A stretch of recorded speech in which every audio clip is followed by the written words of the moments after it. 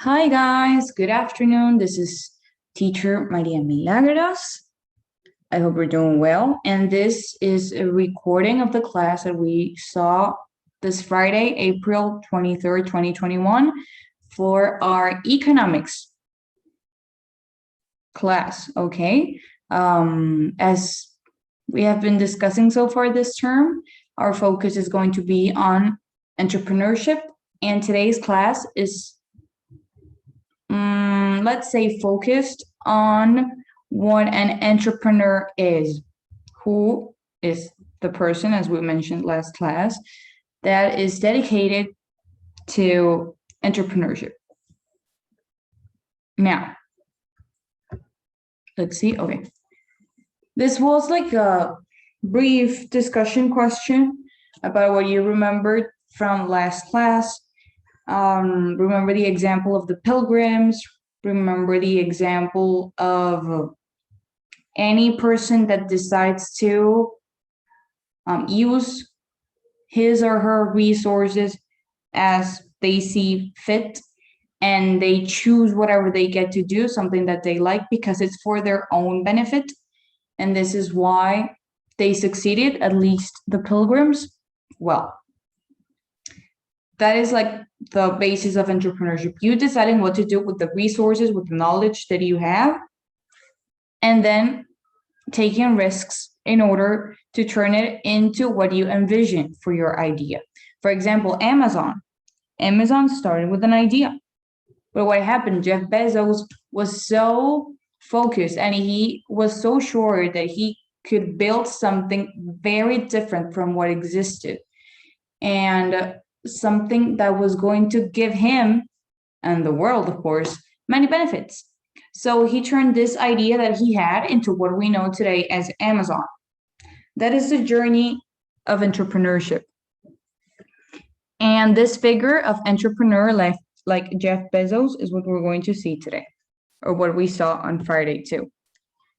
Now, you might wonder what differentiates a businessman from an entrepreneur, and we're going to close the class with that. But what I want you to keep in mind is that the keyword to define entrepreneurship is risk.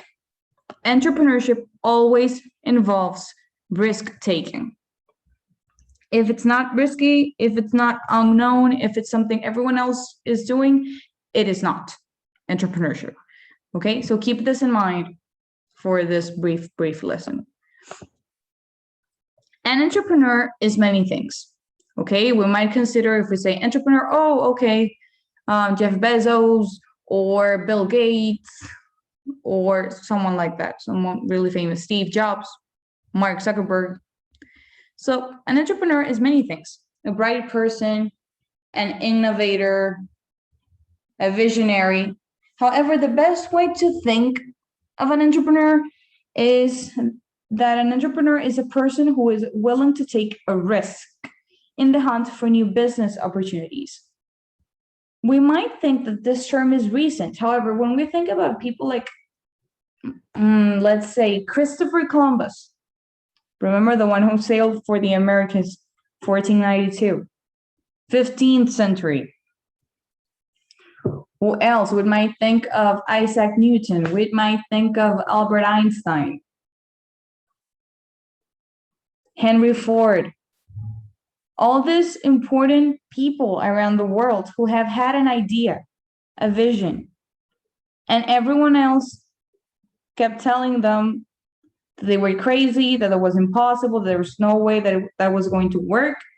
And despite of that, they took the leap, they took the risk, and they accomplished even bigger things than what they had initially thought of doing. So that is what an entrepreneur is: someone who believes in their idea, who thinks this has a future, even though people are telling me it does not, and I take the risk. So successful entrepreneurs, this is the third bullet point, may take bigger risks by doing things they haven't done before, or that society or the world in general has never done before. But they have opportunities for greater rewards if they succeed. It's not going to, I just made a profit. No, it's making a bigger impact than just making a small amount of money or a big amount of money. it has the potential of growing to a size that no one ever imagined before. Think about Columbus. He just thought he wanted to find another way to the to Asia, yes, Las Indias, and to trade species or condiments or silk, things that were only found there. What did he end up with? A whole new continent. Okay, so think about it. He just wanted a new trade route. That was it. He ended up with a new continent and everything that brought up in the following centuries. So think about it. Okay, greater rewards, very, very, very, very big risk, giant reward, not only for himself, but for Europe and then the world. Now, when we think about entrepreneurs, we might think of them as, oh, the successful businessman, this person who has a lot of money because he has, I don't know, 2, 3, 4, 5, 6, 7 companies. But it's not only that, okay? It's having an idea in any domain in life. We already talked about Jeff Bezos, okay? The owner, founder of Amazon. But we also have people like Oprah Winfrey. I don't know if you know deeply who she is, but she was born in the United States in that time where segregation was a thing, and she was the daughter of 2 unmarried Black, African-American citizens. She grew up very, very poor. She had a very tough life with abuse and everything. And she found her way in college through acting. She became an actress. And then she also found she had a talent for public speaking. And little by little, she ended up at first as a TV news anchor. Okay, the first African-American woman to have a position like that in a TV channel in the United States. And then she had her own talk show. And now she's one of the richest women, not only in the United States, but in the world, because she has invested in other things, but mainly because she found her passion, public speaking, acting, everything that has to do with communication. And she built her own world upon that, okay? So it doesn't take you to be Jeff Bezos or Mark Zuckerberg, for example, creator of Facebook, and now, well, he's a multi-millionaire or something like that. It doesn't have to be that way. For example, J.K. Rowling, Harry Potter, for those of you that don't remember her name. She was turned down like 7 times. Publishers did not want to publish Harry Potter because they said it was lame, that it was too weird, that it didn't make any sense. What is Harry Potter now? Worldwide success. I think there is not a franchise that is as popular as Harry Potter in the face of this earth. So take that as an example. Okay, she believed in her idea. It was really risky until finally someone took a gamble on her and said, okay, I'm going to publish your book. And it was a complete success. That is another example. You don't have to be Elon Musk either. I hope you know who he is. He's a physicist. He's actually from South Africa, but he has the Canadian and American citizenship. Well, he owns Tesla, now SpaceX, and he's leading discovery. I mean, taking people to outer space outside of national, state, or state space programs like NASA. But he is also an entrepreneur in his field, in his domain in life. Last but not least, you might be surprised to find Kris Jenner in this list. However, this lady is like 60-something years old. This lady right here turned the Kardashians into America's, I don't know, royalty. It's like the family that you need to know about in England is the royal family. The same in Spain. The family that you need to know about everything about in the United States is who? The Kardashians. Why? Because of this lady right here, who turned their family into a marketing empire. And then after she was able to get a grasp on communication and how to best present their family to the media, and of course with the reality show, she was able to develop different companies, and their own children have their different companies. For example, take Kylie Jenner. She's like the youngest, kind of awkward at first teenager, this weird person who doesn't fit much around their older siblings. And now I think she's younger than I am, and she already has like this makeup brand that is worth millions of dollars because she found something that she liked, which was makeup and personal image, and she has turned it into a makeup empire because of the power of social media. Okay, so think about that. That is also a way of entrepreneurship. Then, as you can see, they're very different, okay? Jeff Bezos succeeds in a highly different area than Elon Musk or Oprah Winfrey. J.K. Rowling is not the same as Kris Jenner or Mark Zuckerberg. However, they are all successful entrepreneurs, and they have common characteristics that help them succeed. So we're going to see like a few characteristics that they share by being successful entrepreneurs. The first one is creativity. Why? Because becoming an entrepreneur starts with an idea. Steve Jobs looked at at Apple, Bill Gates envisioned Windows. It all starts with an idea. You need to see opportunities, find innovative ways to do things. Number two, passion. Passion is what drives entrepreneurs, and not only them, it is what should drive you to pick the job that you want to have for you as when you're an adult. I mean, it is about loving what you do, and because you feel this passion for it, it helps them invest their time in their projects because they love what they do. If you do not have the passion for it, guys, you're not going to be successful because there's probably going to be other people too that. Okay, it seems that I'm back. Sorry, the internet kicked me out. I don't know where this left off, but I'm going to resume. I ended up with passion. Well, I was saying that this is an essential thing. Okay, if you do not have the passion, you will not have the will to go and spend all of your time in a project like this. Number three, we have networking, which is the ability to connect with people. Why? Because you don't have all the knowledge in the world that you might need to develop your idea. If you want to start your own company on cell phones and you know a lot about cell phones, but you don't know about finances, for example, it is probable that you will fail.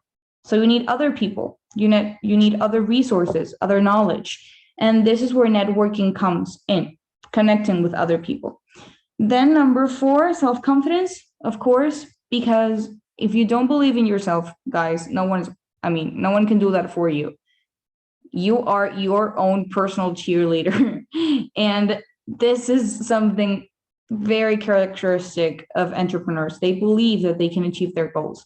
They're confident that they can create something better than what already exists. They believe in their project because it came out of a very passionate and intelligent brain, okay? So self-confidence is something that you must have, not only as an entrepreneur, but in life. And number five, adaptability.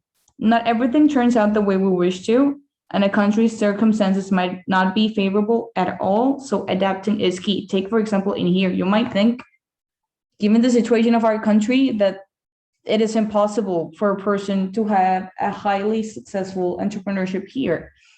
But this is actually the times of crisis is where most businesses disappear, but also when a very, very high percentage of successful businesses appear. Whoops, kicked me out again. Sorry. Where was I? Okay, to get to the point, basically that you might think that in this country it would be impossible to have a successful entrepreneurship, but it's in the moments of crisis, in times of crisis, where people learn how to spot opportunities in the market, in the daily lives of citizens that allow them to have a successful business. So keep that in mind. Adaptability is super important in whatever you want to pursue in life. Last but not least, we have the differences between businessmen and entrepreneurs, because sometimes you're like, okay, I want to have my own company. I'm going to be an entrepreneur. Yes. And you're like, wait, it's not the same being a businessman and an entrepreneur. Okay.